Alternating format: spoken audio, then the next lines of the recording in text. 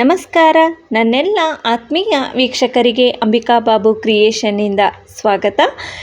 ಈ ಡಿಶ್ ಬಂದುಬಿಟ್ಟು ಪನ್ನೀರ್ ಮಸಾಲ. ನಿಮ್ಮೆಲ್ಲರಿಗೂ ಕೂಡ ತುಂಬ ಇಷ್ಟ ಆಗುತ್ತೆ. ಮನೆಯಲ್ಲಿ ಒಮ್ಮೆ ಟ್ರೈ ಮಾಡಿ.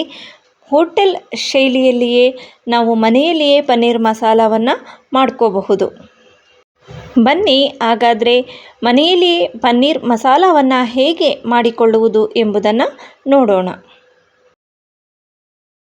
ಮೊದಲಿಗೆ ನಾನು ಕ್ಯಾಪ್ಸಿಕಮ್ ಮತ್ತು ಈರುಳ್ಳಿಯನ್ನು ದೊಡ್ಡದಾಗಿ ಹೆಚ್ಕೊಳ್ತಾ ಇದ್ದೇನೆ. ಬಿಗ್ ಸ್ಲೈಸ್ ಆಗಿ ಹೆಚ್ಕೋಬೇಕಾಗುತ್ತೆ.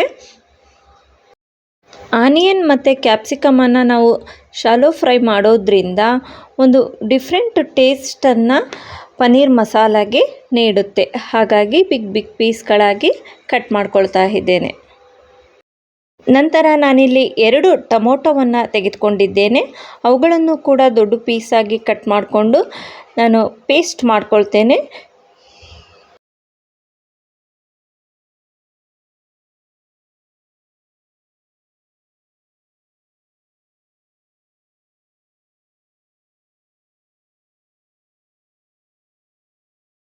ಜೀರಿಗೆ 1 ಸ್ಪೂನ್, ಸೋಂಪು ಅರ್ಧ ಸ್ಪೂನ್, ಲವಂಗ 3ರಿಂದ 4, ಸಾಂಬಾರ್ ಎಲೆ 1 ಇಂಚು ಚಕ್ಕೆಯನ್ನು ತೆಗೆದುಕೊಂಡಿದ್ದೇನೆ.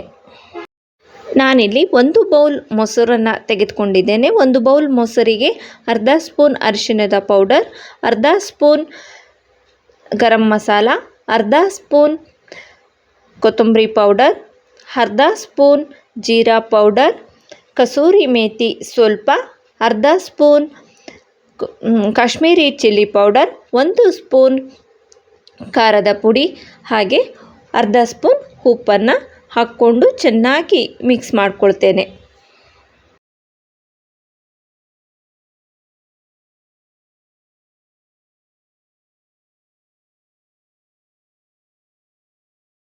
ಚಿಕ್ಕದಾಗಿ ಕಟ್ ಮಾಡಿಕೊಂಡಂತಹ ಆನಿಯನ್ 1 ಬೌಲ್, ಕ್ಯಾಪ್ಸಿಕಮ್ ಅರ್ಧ ಬೌಲ್, ದೊಡ್ಡದಾಗಿ ಕಟ್ ಮಾಡಿಕೊಂಡಂತಹ ಆನಿಯನ್ ಅರ್ಧ ಬೌಲ್. ಅದೇ ರೀತಿ 2 ಟೊಮೊಟೊವನ್ನು ನಾನು ಪ್ಯೂರಿ ಮಾಡ್ಕೊಂಡಿದ್ದೀನಿ, ಅಂದರೆ ರಸ ಮಾಡ್ಕೊಂಡಿದ್ದೇನೆ. ಶುಂಠಿ ಬೆಳ್ಳುಳ್ಳಿ ಪೇಸ್ಟ್ 1 ಸ್ಪೂನ್, 200 ಗ್ರಾಮ್ ಪನ್ನೀರನ್ನು ತೆಗೆದುಕೊಂಡಿದ್ದೇನೆ. ಹಾಗೆ ಮಸಾಲವನ್ನು ಕೂಡ ರೆಡಿ ಮಾಡಿಟ್ಕೊಂಡಿದ್ದೇನೆ. 2 ಖಾರದ ಮೆಣಸಿನಕಾಯಿ ಹಾಗೆ ಕೊತ್ತಂಬರಿ ಸೊಪ್ಪನ್ನು ತೆಗೆದುಕೊಂಡಿದ್ದೇನೆ. ಮೊದಲಿಗೆ ಬಾಣಲಿಯನ್ನು ಬಿಸಿ ಮಾಡಿಕೊಂಡು 3ರಿಂದ 4 ಸ್ಪೂನ್ ಆಯಿಲನ್ನು ಹಾಕ್ಕೊಳ್ತೇನೆ.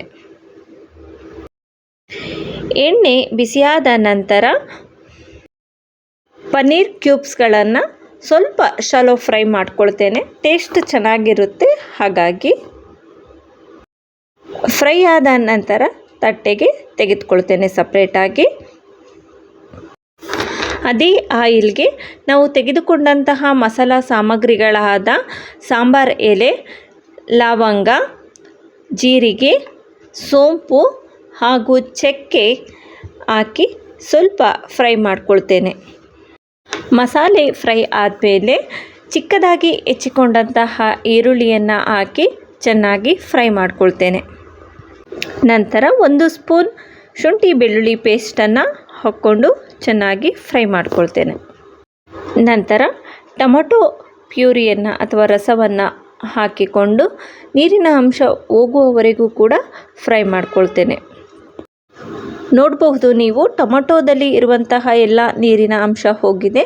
ನಂತರ ನಾನು ಈ ಮಸಾಲವನ್ನು ಮೊಸರಿಗೆ ಹಾಕಿಬಿಟ್ಟು ಪ್ರಿಪೇರ್ ಮಾಡ್ಕೊಂಡಿದ್ನಲ್ಲ, ಅದನ್ನು ಕೂಡ ಹಾಕಿ ಚೆನ್ನಾಗಿ ಫ್ರೈ ಮಾಡ್ಕೊಳ್ತೇನೆ. ಎಲ್ಲ ಮಸಾಲನೂ ಕೂಡ ಚೆನ್ನಾಗಿ ಫ್ರೈ ಆಗಬೇಕು. ಮಸಾಲೆ ಎಲ್ಲ ಚೆನ್ನಾಗಿ ಫ್ರೈ ಆದ ನಂತರ ದೊಡ್ಡದಾಗಿ ಹೆಚ್ಚಿಕೊಂಡಂತಹ ಕ್ಯಾಪ್ಸಿಕಮ್ ಹಾಗೂ ಈರುಳ್ಳಿಯನ್ನು ಹಾಕ್ಕೊಳ್ತೇನೆ. ನಂತರ ಸ್ವಲ್ಪ ಫ್ರೈ ಮಾಡಿದಂತಹ ಪನ್ನೀರನ್ನು ಕೂಡ ಹಾಕ್ಕೊಳ್ತೇನೆ.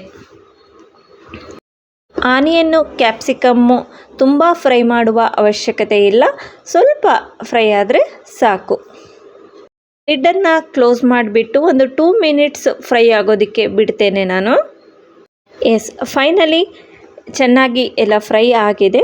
ನಾನು ಕೊತ್ತಂಬರಿ ಸೊಪ್ಪು ಮತ್ತು ಸ್ವಲ್ಪ ಕಸೂರಿ ಮೇಥಿಯನ್ನು ಹಾಕ್ಕೊಳ್ತೇನೆ.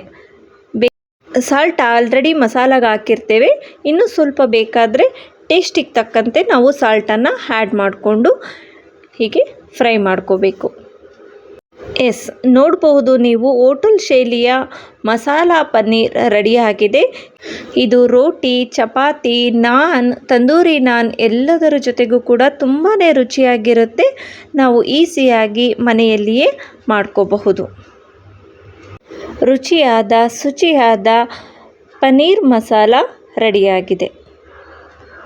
ನೀವು ಒಮ್ಮೆ ಮನೆಯಲ್ಲಿ ಟ್ರೈ ಮಾಡಿ ಹೇಗಿತ್ತು ಅಂತ ಕಮೆಂಟ್ ಮಾಡಿ.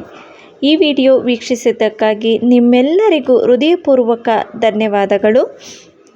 ಪ್ಲೀಸ್ ನನ್ನ ಚಾನಲನ್ನು ಸಬ್ಸ್ಕ್ರೈಬ್ ಮಾಡಿ, ಲೈಕ್ ಮಾಡಿ, ಶೇರ್ ಮಾಡಿ.